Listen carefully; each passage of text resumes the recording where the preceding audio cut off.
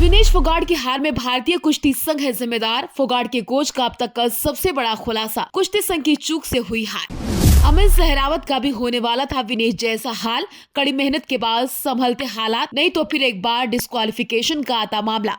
आखिर क्यों नहीं भारतीय कुश्ती संघ बनाता ये नियम, क्यों प्लेयर्स को अलग अलग मानकों पर देनी होती है परीक्षा।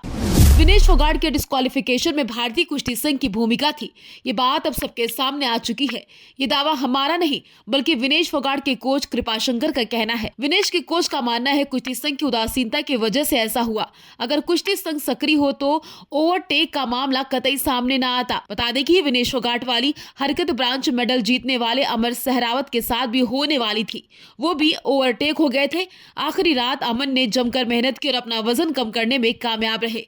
इसी कामयाबी के बाद वो ब्रॉन्ज मेडल ला सके। ऐसे में सवाल ये है कि भारतीय रेसलर बार बार ओवरटेक हो जा रहे, क्यों रेसलर का ध्यान अपने वेट की ओर नहीं जा रहा।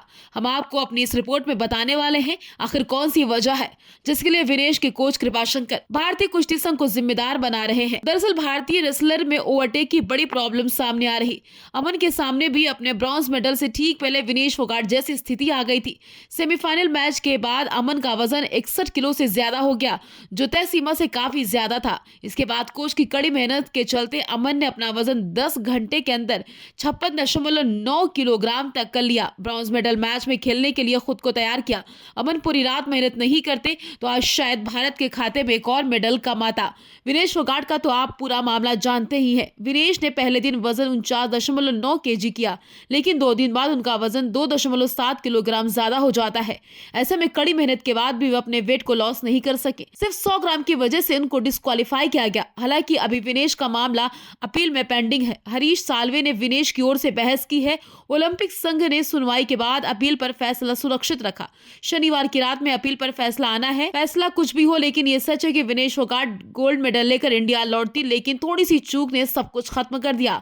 इस चूक में कहीं न कहीं भारतीय कुश्ती संघ की जिम्मेदारी बनती है। ओलंपिक के नए नियमों के मुताबिक पहलवानों को दोनों दिन वजन सीमा पूरी करनी होती है। विनेश ने पहले दिन वजन कर लिया था और वो खेलने में योग्य थी। खबरों के मुताबिक मंगलवार रात को विनेश का वजन 1 किलोग्राम बढ़ जाता है।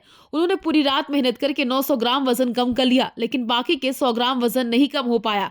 विनेश ने वजन कम करने की पूरी ताकत लगाई, रात और दिन मेहनत की, खाना तक नहीं खाया, ना ही सोई। पूर्व राष्ट्रमंडल खेलों के कांस्य पदक विजेता और कुश्ती कोच कृपाशंकर ने कहा, रातों रात वजन कम करना आसान नहीं होता। उन्होंने आगे कहा, विनेश को पहले कभी किसी प्रतियोगिता में 2 बार वजन करने का अनुभव नहीं हुआ था। कृपाशंकर ने भारतीय कुश्ती संघ को इस मामले में जिम्मेदार ठहराया। उनका कहना है, राष्ट्रीय आयोजनों में 2 बार वजन करने का नियम लागू नहीं किया गया। शंकर ने अपने बातचीत में कहा, मुझे नहीं लगता कि विनेश को कभी 2 बार वजन करने का अनुभव हुआ होगा। राष्ट्रीय टूर्नामेंट में भी पहलवानों को 2 बार वजन करने का कोई नियम नहीं है। मैंने एक बार भारतीय कुश्ती संस्था से कहा था आधे अधूरे नियम लागू ना करें, लेकिन उन्होंने मुझे 6 साल के लिए निलंबित कर दिया। अगर विनेश के मामले को छोड़ दिया जाए तो अमन सहरावत मामले में लगभग यही सीन था। बस किसी तरह से वेट लॉस कर देश को ब्रॉन्ज मेडल दिलाने में अमन ने सफलता हासिल की है।